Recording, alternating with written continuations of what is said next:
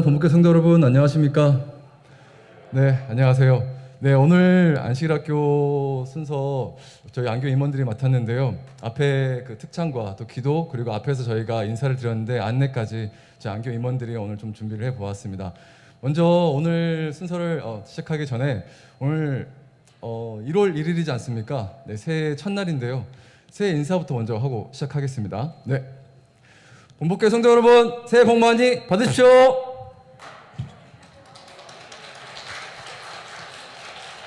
네, 오늘 1월 1일이라서 네, 새해 인사부터 하고 시작하고 싶어서 제가 인사를 드렸습니다. 아무튼 건강하시고요. 저희가 1월 1일이 정말 뜻깊은 이유가 새해를 첫 시작하는 그리고 다시 한번 안교가 또 이렇게 일어설 수 있는 그 날이 또 첫날이고 또 안식일을 맞을 수 있다는 게 정말 행복한 것 같습니다. 여러분들 1월 1일이 왜 저희 나라에서 세게 됐는지 혹시 아시나요? 1월 1일은 태양력으로 해가지고 고종시대에 고종 황제가 세계 시대에 발맞춰자 해가지고 태양력을 받아들였는데 그거를 1896년에 처음으로 연호를 건양이라 해가지고 태양력을 시행을 했다고 합니다. 저희도 2022년 1월 1일 안식일학교가 더 코로나 때문에 흐트러졌지만 다시 한번 세워서 일으키자는 마음으로 건교라는 마음을 가지고 안식일학교를 이렇게 세워가는 여러분과 제가 됐으면 좋겠습니다. 오늘 안식일학교 오늘 할애를 또 제가 맡아가는 저희 임원들이 준비해 보았는데요. 오늘 이 순서를 통해서 여러분들과 또 안교 임원들과 모두가 소통하는 그런 안식일학교가 되었으면 좋겠습니다. 네, 먼저 옆에 오신 분들과 인사 나누시는 새해 첫날이 되었으면 좋겠습니다. 옆에 계신 분들과 인사 나누시겠습니까? 네, 우리가 코로나 때문에 마스크를 쓰고 있기 때문에 네, 인사를 하시고 네, 새해 복 많이 받으시고요. 네.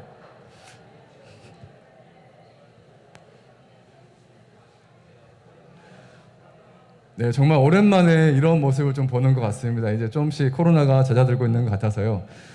네, 오늘 안식일학교 순서 그렇죠. 반갑습니다. 너무 반가우시죠? 네. 네, 오늘 안식일학교 순서는 안식일학교 임원들이 맡아서 준비해 보았는데요.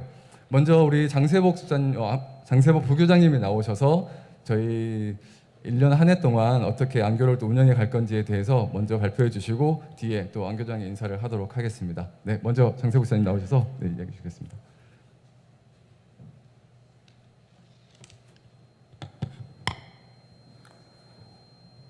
안녕하십니까 성도 여러분. 예, 복 있는 사람 장세복입니다. 예, 2022년 새해가 밝았습니다.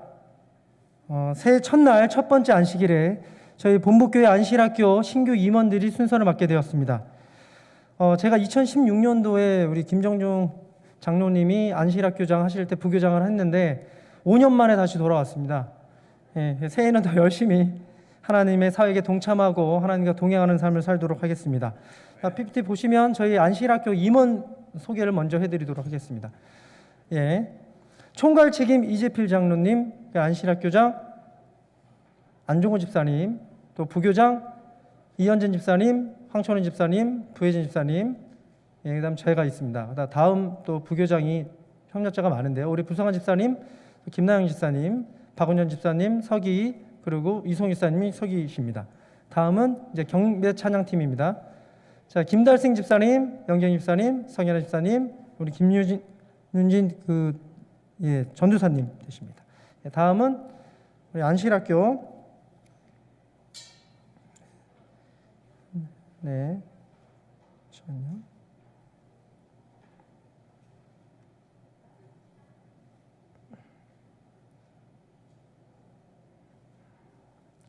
예, 표어는 어려움 속에 다시 얻은 기회에 생기 있는 안식일학교 만들기입니다. 네, 성구는 네, 넘겨주시기 바랍니다. 예, 너희는 마음에 근심하지 말라. 하나님을 믿으니 또 나를 믿으라. 요한복음 14장 1절 말씀입니다. 자, 다음은 목표 및 실행 방안입니다. 안식일학교 저희 목표가 4가지가 있습니다. 첫 번째는 교과 공부 적극 참여 및 매일 기도 운동입니다. 말씀 연구의 즐거움을 다시 한번 느끼시고 또 구한 것은 얻은 줄로 알라고 하신 기도를 생활하시는 우리 안식일학교 반생들 되시기 바랍니다. 두 번째는 안실학교 순서에 적극 참여입니다. 안실학교 순서에 적극적으로 참여해 주시고 또 안실학교 순서는 축복의 통로임을 우리 반생들이 깨달았으면 좋겠습니다. 세 번째는 모든 반원들의 기억절 암송 운동입니다. 저희가 매 기마다 기억절 암송을 하고 있는데 이제 저희가 성전 중심 예배를 드리고 있습니다. 코로나가 장기화되면서 저희가 가정에서 예배를 드리거나 좀 소극적이었는데 이제는 교회 성전으로 나오셔서 또 안식일학교에 정각에 출석하시면서 안식일을 시작했으면 좋겠습니다. 그래서 우리 반원 모두가 기억절을 외우고 시작을 하고 또 기억절을 암송하시고 선물을 받아가시는 한 해가 되시기 바랍니다. 네 번째는 모든 세대가 소통하고 친밀한 교제 나누기입니다. 처음으로 이제 도입하는 것 같은데요. 일일 교환 학생이라고 해서 매주 각 반별로 어르신들이 어린이반에 참여해 주시고 어린이반들이 또 다른 반에 참여해서 서로 교제를 하면서 서로 알아가는 시간을 가지려고 합니다. 그래서 각 반에 일일 교환 학생으로 참여하는 분들이 있으면 환영해 주시고 챙겨 주시고 이렇게 했으면 좋겠습니다. 그래서 우리 모든 세대들이 각각 소통할 수 있는 기회를 마련하고자 합니다. 지금 이 2층 본당에서 또 안식일학교 참여하시고 본당에서 예배 드리신 분들 외에는 3층이나 4층이나 5층에서 어린이반 또 학생반에 다 예배를 드리고 있는데 얼굴을 못 보고 그냥 지나가시는 경우가 많으실 거예요.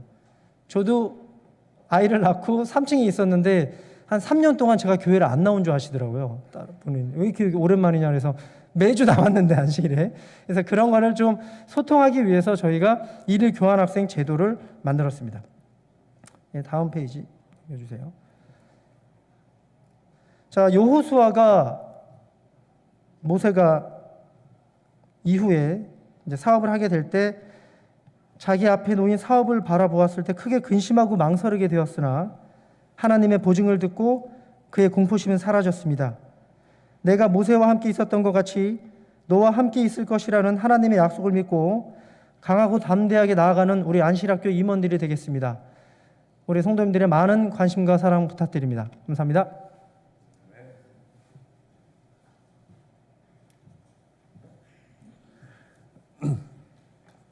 네, 감사합니다. 저희가 아무래도 서로 이제 큰 교회다 보니까 서로 이제 소통이 좀 부족하다는 생각이 제가 들어서요. 이제 일일 반생 제도를 둬서 서로가 서로를 알아가는 그러한 좀 귀한 경험을 했으면 하는 바람에 준비해 보았는데요. 저희가 이제 코로나 시대라서 아직은 반별로 활동을 못 하고 있기 때문에 반별로 활동하게 되게 되면은 그때 한번 시행해 보려고 하고 있습니다. 그때 시행하게 되면은 많은 반생 여러분 많이 참여해 주시고 활성화가 되었으면 좋겠습니다. 네, 안식일학교 그 운영을 또 발표해 주신 우리 장세복 부교장님께 정말 감사드리고요. 끝으로 오늘 안식일학교 교장 인사를 이제 하도록 할 텐데요. 네, 다시 한번 인사드리겠습니다. 2022년 새로 안식일학교 교장이 된 안정호 집사입니다. 여러분 반갑습니다. 네.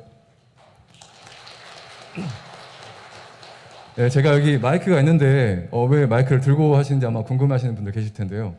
네, 마이크를 하니까 이 마이크를 쓰니까 뒤에 잘 안 들리신답니다. 그래가지고 어르신들 제가 잘 들릴 수 있도록 마이크를 앞으로 들고 제가 이렇게 사회를 보도록 하겠습니다. 제가 아까 처음에 그 안교 멘트를 할 때는 정말 모르겠습니다. 오늘 아침 너무 바빠서 그런지 되게 많이 떨리기도 하고 네, 그랬었는데 지금은 좀 차분한 마음으로 안교장이 된 또 소감을 여러분들이 발표하도록 하겠습니다.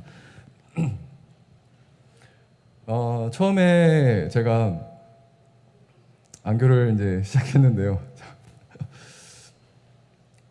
저에게 이 직분을 맡기셨을 때 정말 인간적인 고뇌로 제가 벌써 이런 일을 할 수 있나? 이런 믿음으로 어떻게 내가 안교장 단에 쓸 수가 있나? 이런 고뇌를 정말 고민을 되게 많이 하고 부담감도 많았었고 정말 두려움도 정말 많았었습니다. 그때 당시에. 그래서 사실 안식일학교에서 반장은커녕 교사 근처에도 가보지 않은 제가 안식일학교 교장이라니요. 이거는 과연 맞는 일인가 생각을 했었는데 제가 이 안교 임원 순서를 준비를 하면서 생각이 드는 게 하나님께서는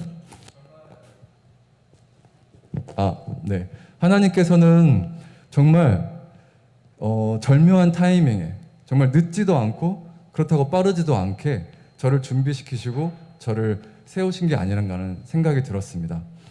제가 고등학교 3학년 때 전교 학생회장을 했었는데요.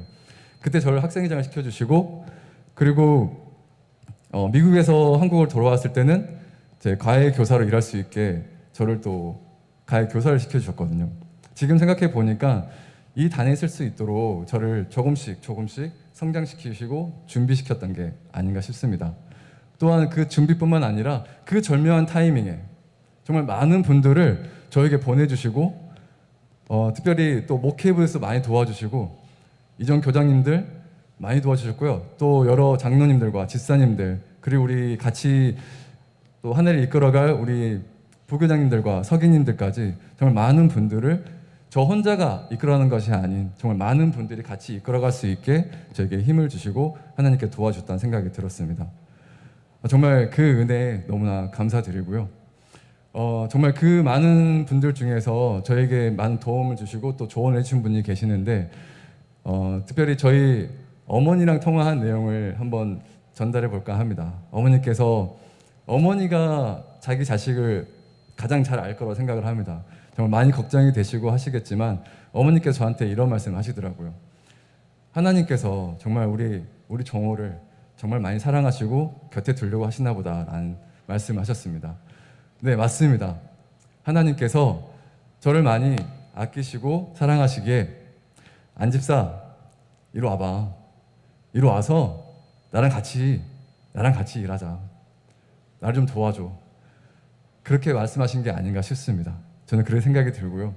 여러분들에게 직분과 순서가 맡겨졌을 때 정말 하나님께서 여러분들을 많이 사랑하시고 아끼시기 때문에 정말 옆에 두고 싶기 때문에 그 직분을 맡기고 순서를 맡기는 게 아닌가 저는 그런 생각이 듭니다.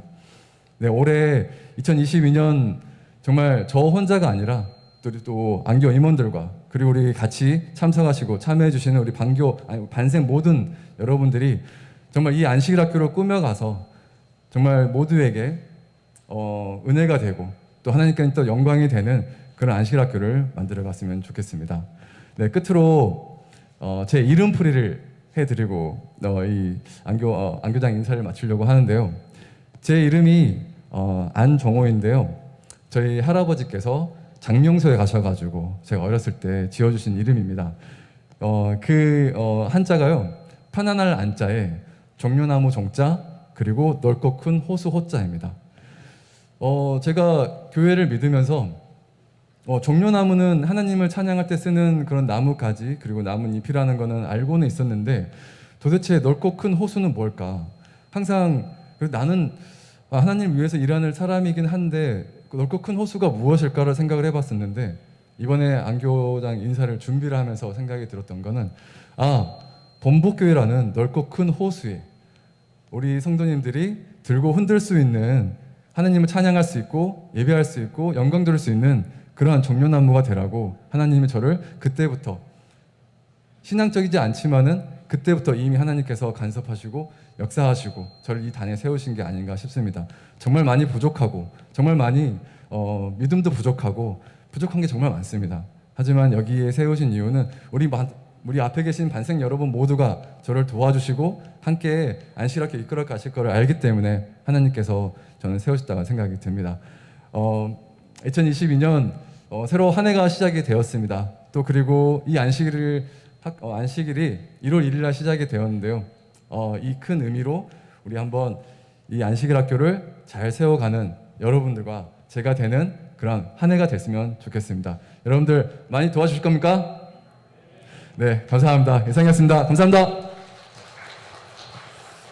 네, 감사합니다. 오늘 순서를 준비해 보았습니다. 많이 우리 부교장님들과 그리고 또 서기님들 다 많이 응원해 주시고요. 또 기도해 주시면은 저희들 열심히 해서 안식일 학교가 정말 유익하고 재밌고 즐겁게 만들어 갈 수 있도록 노력해 보겠습니다. 저희가 제 아들한테 항상 물어보는 게 학교 가서 재밌었어?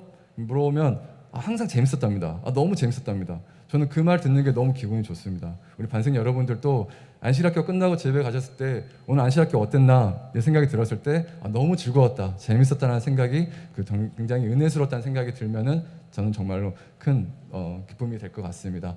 네, 이상으로 우리 안교 순서를 마치도록 하겠고요. 네, 다음은 교과 순서입니다. 네, 오늘 안실학교 교과는 김광렬 목사님께서 준비해 주셨습니다. 여러분들 이 순서를 통해서 큰 은혜 받으시고 귀한 시간 되셨으면 감사하겠습니다. 네.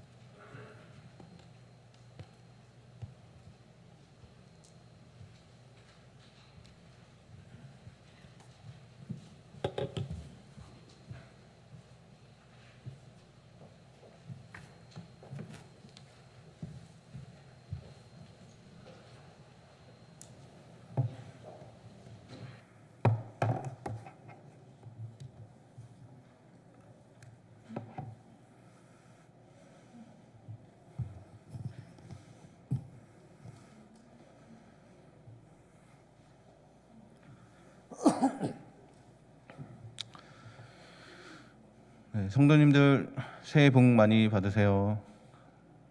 네, 감사합니다.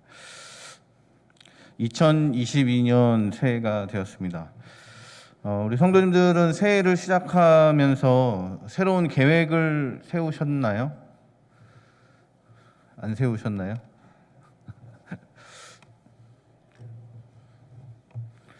네, 저는 오늘 아침에 일어나서 오늘 교과를 해야 되는데 어떻게 인사를 해야 될까 고민을 하다가 제가 올해 새로운 계획을 말씀드려야 되겠다라는 생각을 했습니다. 그래서 그렇게 하면서 제가 무슨 계획을 세워야 되나 고민을 잠깐 했었는데요. 제가 세운 계획은 정리를 잘하자라는 계획을 세웠습니다. 제가 본부교회 3년 있다 보니까 그 집에 물건들이 엄청 많이 늘어났더라고요. 그래서 뭐 그 중에는 잘 사용하는 것도 있지만 잘 사용하지 않는 그런 물건들이 많이 늘어나서 올해는 잘 쓰지 않는 물건들은 잘 정리를 해야 되겠다라는 생각을 했습니다.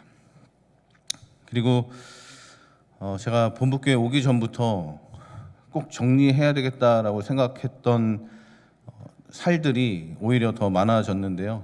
네, 올해는 다른 것보다도 더 먼저 살들을 꼭 정리하고 싶습니다. 정리라고 하면 내다 버린다라는 의미도 있지만 흐트러진 것을 바로 잡는 것도 정리라고 생각을 합니다. 그래서 관계가 좋지 않았던 사람들이 있는지 다시 한번 살펴보고 깨어진 관계를 잘 회복해야 되겠다는 다짐도 하게 되었습니다. 2022년이 되면서 안교 교과도 다시 새롭게 시작이 되었는데요. 이번 2022년 제1기 교과는요, 히브리서의 기별, 이 모든 날 마지막에 히브리서의 기별입니다. PPT 좀 바꿔주시기 바랍니다.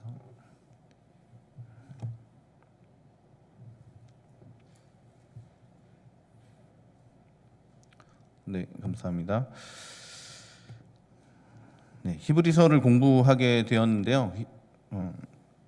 성경 66권 중에서 좀 공부하기 어려운, 이해하기 어려운 책 중에 하나가 아닌가 생각이 되는데요. 열심히 이 교과책을 통해서 공부를 하신다면 히브리서에 나타난 예수님의 사랑을 잘 이해하실 수 있으리라 생각합니다. 우리 성도님들은 히브리서의 저자가 누구인지 혹시 아시나요?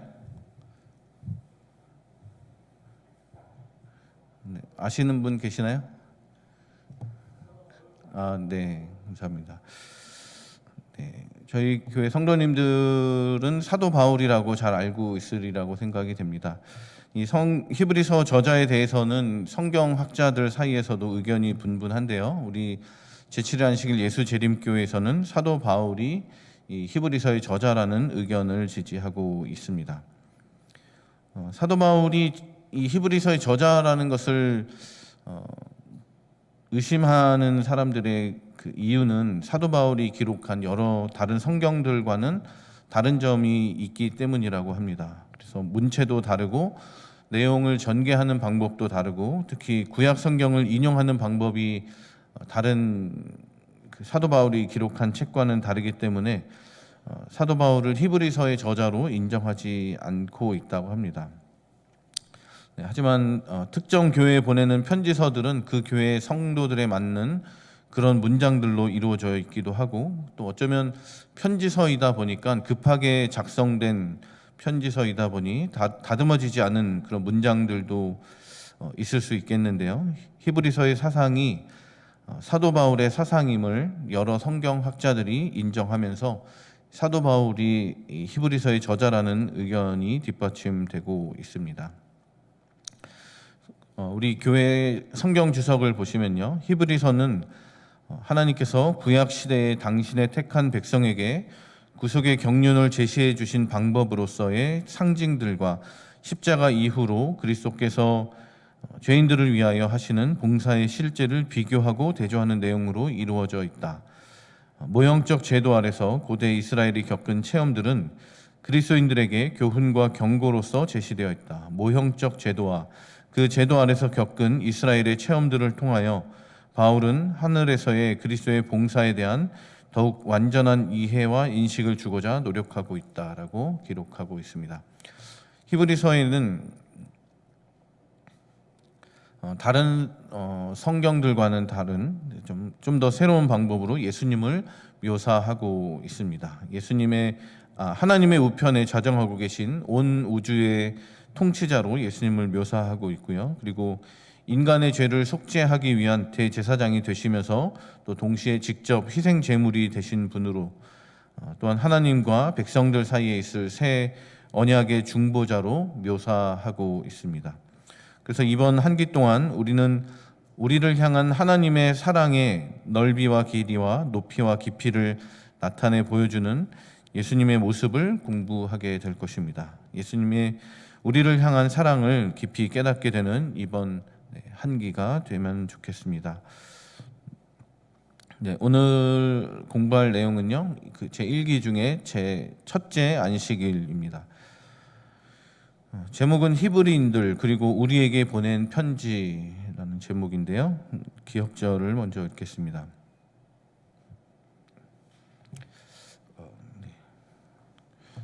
제가 만들다가 잘못 만든 것 같습니다. 제가 읽겠습니다.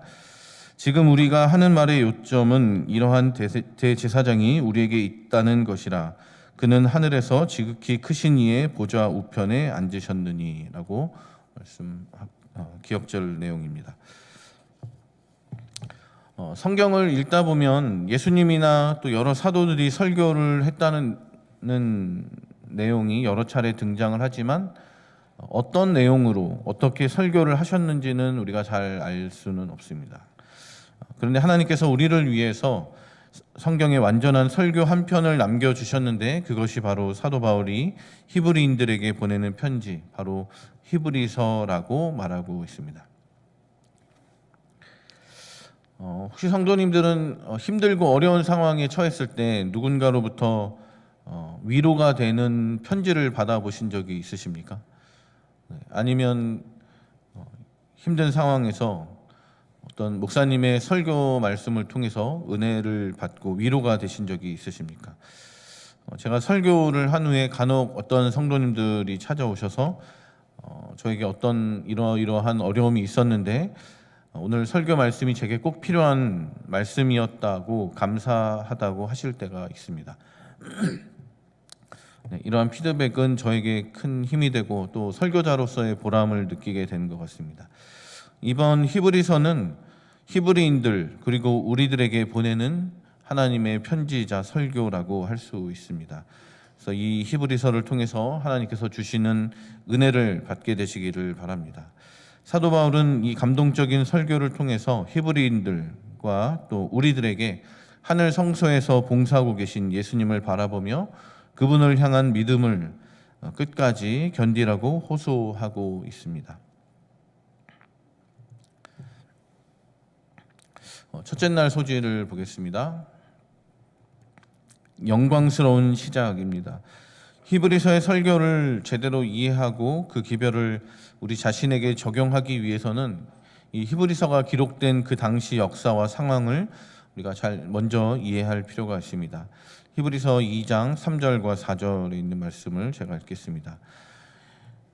우리가 이같이 큰 구원을 등한히 여기면 어찌 피하리요? 이 구원은 처음에 주로 말씀하신 바요 들은 자들이 우리에게 확증한 바니 하나님도 표적들과 기사들과 여러 가지 능력과 및 자기 뜻을 따라 성령에 나눠주신 것으로서 저희와 함께 증거하셨느니라고 기록하고 있습니다. 그래서 이 말씀을 보시면 히브리서의 독자들은 예수님께서 설교하시는 것을 직접 듣지 못했다라는 것을 우리가 알 수 있습니다. 대신에 그 이후에 다른 전도자들을 통해서 구원의 소식을 복음을 듣게 되었다라는 것입니다. 하나님께서는 표적과 기사를 통해 초대교회에 복음에 대한 확신을 주셨을 뿐만 아니라 성령을 풍성히 부어주셔서 구원의 기쁜 소식이 널리 전파되도록 하셨습니다. 예수님께서 승천하신 이후에 자칫 방황할 수도 있었던 히브리인들에게 표적과 기사를 보여주심으로써 예수님을 온전히 신뢰할 수 있도록 하시고 또 구원의 기별을 확증할 수 있게 하신 것입니다. 이렇게 해서 기독교가 시작이 된 것입니다. 영감의 교훈에 있는 말씀입니다. 사도행전 45페이지 말씀인데요. 오순절에 하늘의 빛이 그들에게 빛이었다. 전에는 결코 알 수 없었던 믿음과 확신을 가지고 그들은 거룩한 말씀의 교훈을 받아들였다. 그리스도가 하나님의 아들 되심은 더 이상 의심스러운 문제가 아니었다. 그들은 비록 인성을 입으셨으나 그분은 진실로 메시아이심을 알았으며 또한 하나님께서 그들과 함께 하신다는 확신을 가지고 자신들의 경험을 용기 있게 세상에 증거하였다.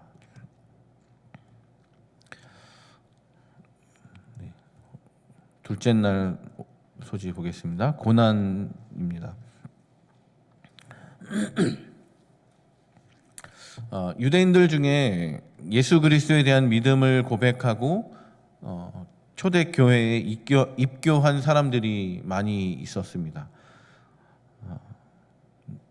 그 성경에 보시면은 사도행전에 보시면은 하루에도 수천 명씩 예수님을 개인의 구주로 받아들이고 침례를 받고 교회에 들어온 사람들이 있었다라는 기록이 있습니다. 그렇죠?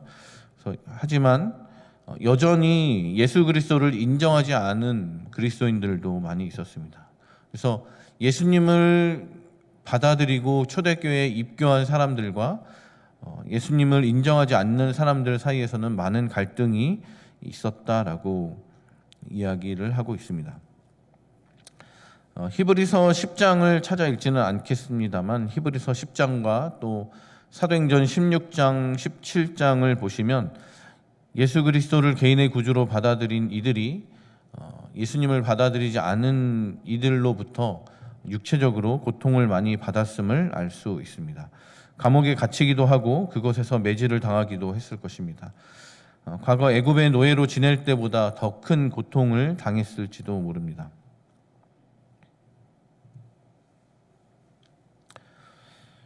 네, 잠시만요.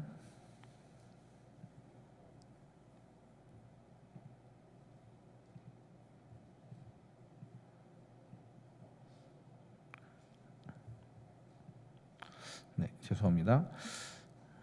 네, 히브리서 11장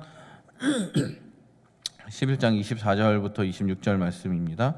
믿음으로 모세는 장성하여 바로의 공주의 아들이라 칭함을 거절하고 도리어 하나님의 백성과 함께 고난받기를 잠시 죄악의 낙을 누리는 것보다 더 좋아하고 그리스도를 위하여 받는 능욕을 애굽의 모든 보화보다 더 큰 재물로 여겼으니 이는 상 주심을 바라봄이라고 기록하고 있습니다. 모세가 그러했던 것처럼 고난받는 것을 잠시 죄악의 낙을 누리는 것보다 더 좋아하고 세상 재물이 아닌 하늘의 상을 바라볼 것을 사도 바울은 히브리 백성들에게 권면하고 있습니다. 오늘날 우리도 하나님을 믿는 백성, 재림 성도로서 살아갈 때 믿지 않는 사람들로 인해 어려움을 당할 때가 종종 있습니다. 지금 저는 이 재림교회 울타리 안에서 대부분 생활을 하고 있고 재림교회 성도들을만 거의 만나고 있습니다. 그래서 외부인을 거의 만나는 일이 드문데요. 제가 어렸을 때 저희 아버지와 저희 가족들이 처음 우리 재림교회로 들어왔을 때는 상당한 고난이 많이 있었습니다. 우선은 이제 친척들로부터 왜 갑자기 그런 교회를 다니느냐, 그래서 왜 제사를 안 드리느냐, 이런 것들 때문에 많은 어려움이 있었고요. 그리고 저희 아버지는 이렇게 같이 그동안 술을 함께 마시던 친구들로부터도 어려움을 많이 당했다는 이야기를 들었습니다. 그리고 양복점을 하셨는데 나중에 이제 이사를 가서 양복점을 할 때는 그래도 크게 뭐 어려움이 없었는데 세탁소를 나중에 중간에 잠깐 하셨는데요. 세탁소는 무슨 세탁소끼리의 연합회가 있어가지고 문을 닫고 싶을 때 마음대로 닫을 수가 없더라고요. 그래서 토요일 날 문을 닫고 교회를 갔다 오니까 그 연합회 사람들이 오셔서, 우리 한국연합회 아니고요, 세탁소 연합회에서 오셔가지고 막 난리를 쳤던 적이 있습니다. 그래서 세탁소는 다 같이 토요일 날까지 문을 열고 일요일 날 문을 닫아야 되는데 왜 너네만 토요일 날 문을 닫고 일요일 날 문을 여느냐, 이거는 안 된다라고 해서 많은 갈등이 있었던 적이 있습니다.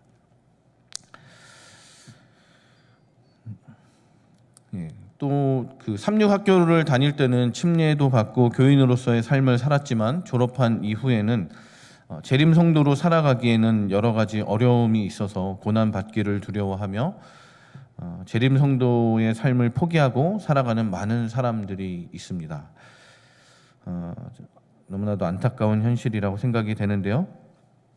이 자리에 계신 우리 성도님들은 하나님의 은혜로, 또한 이 히브리서 11장 24절부터 26절에 있는 말씀처럼 고난 받는 것을 잠시 죄악의 낙을 누리는 것보다 더 좋아하고 그리스도를 위하여 받는 능욕을 애굽의 모든 보화보다 더 큰 재물로 여기고 하늘의 상을 바라보며 살아오셨기 때문에 지금까지 지내시면서, 재림 성도로서 지내시면서 수많은 어려움들이 있었지만 이 안식일에 주님 전에 나와서 함께 기쁘게 하나님께 예배하고 찬양할 수 있게 된 것이 아닌가 생각이 됩니다.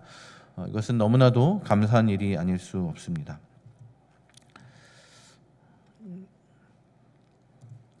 네, 셋째 날 보겠습니다. 계속되는 어려움입니다.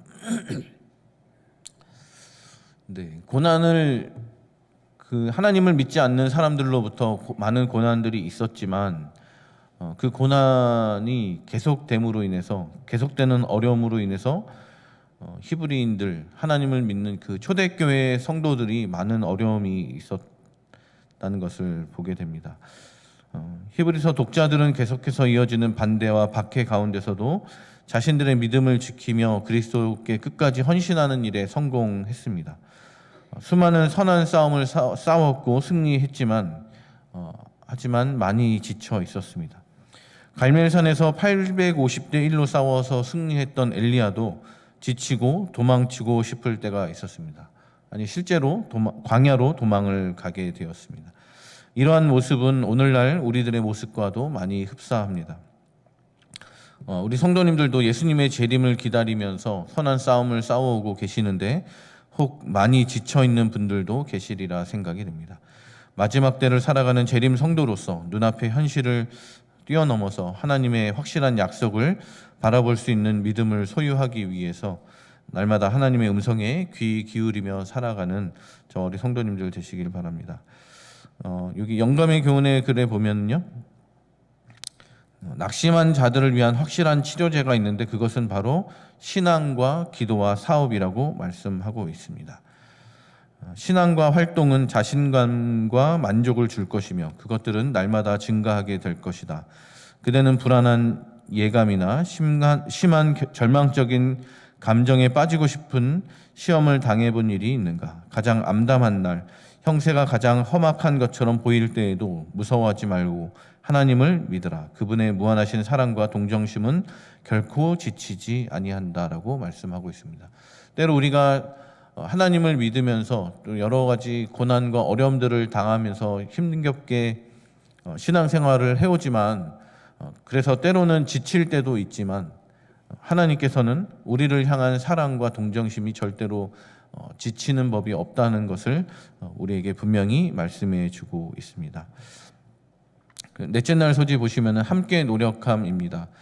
엘리야가 지쳐서 광야로 도망쳤을 때 하나님께서는 엘리야에게 몇 가지 일을 행하셨습니다. 첫째로는 육체적인 필요를 채워주셨습니다. 음식을 공급해 주셨고 또 쉴 수 있게 회복할 수 있게 해주셨습니다. 그리고 하나님께서 어떻게 일하시고 어떻게 그분의 목적을 이루시는지 엘리야가 잘 이해할 수 있도록 도와주셨습니다. 그리고 셋째로 엘리야에게 할 일을 주셨고 하나님께서 함께 하시겠다라는 확신을 주셨습니다. 히브리서에도 사도 바울은 히브리 독자들에게 먼저 믿음을 보여주고 있습니다. 그리고 다른 이들의 실질적인 필요를 돌아보게 했습니다.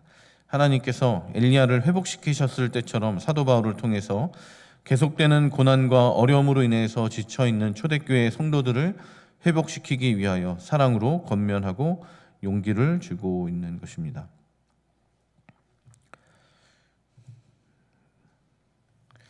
네, 다섯째 날, 모든 날 마지막에입니다. 네, 사도 바울은 히브리서 독자들에게 마지막 때를 살아가고 있고 하나님의 약속이 곧 성취될 것을 이야기하고 있습니다. 그러면서 가나안 땅에 들어가기 위해 광야 생활을 하고 있는 이스라엘 백성들과 비교하고 있습니다. 이스라엘 백성들이 당한 경험을 상기시켜주고 있는데요. 제가 저녁 예배 때마다 말씀을 전하고 있는 부분이 바로 그 민수기서인데요. 민수기서는 바로 이러한 문제에 대해서 언급을 하고 있습니다. 성경의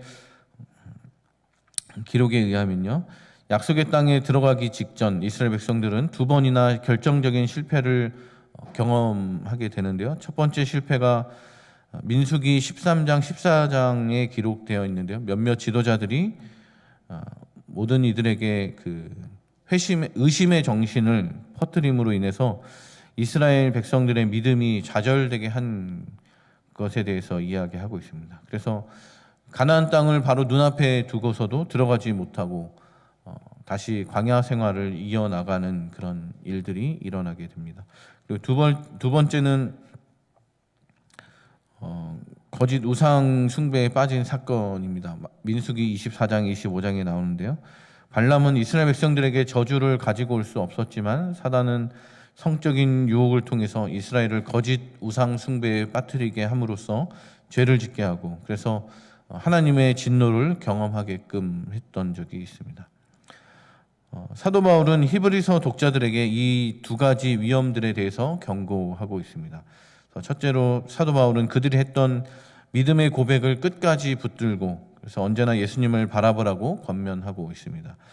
두 번째로는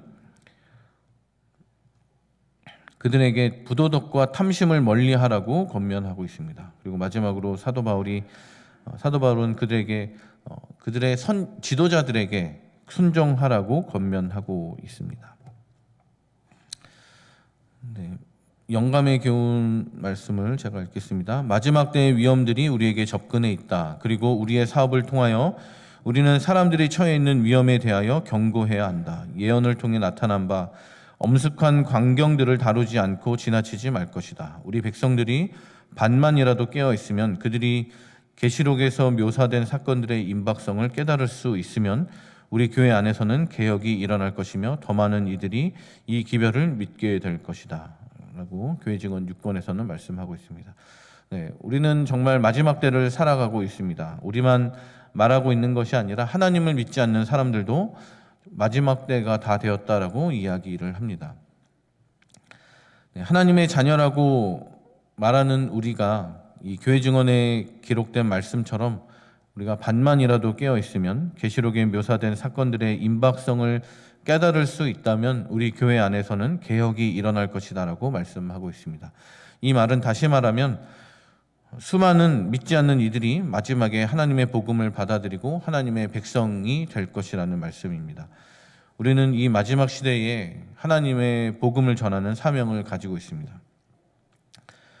이것은 목회자들만 가지고 있는 사명이 아닙니다. 우리 모두가 가지고 있는 사명입니다. 이제는 깨어서 복음을 전해야 할 때가 되었습니다. 재림 성도로 살아가는 것이 때로는 힘들고 또 고난을 당하기도 하고 어려움을 당할 때도 있지만 히브리서의 말씀을 통해서 하나님의 약속을 붙잡고 다시 일어나서 복음을 전하는 이 사명을 감당해 나가시는 저와 우리 모든 본부교회 성도님들이 되시길 바라면서 교과 공부를 마치겠습니다.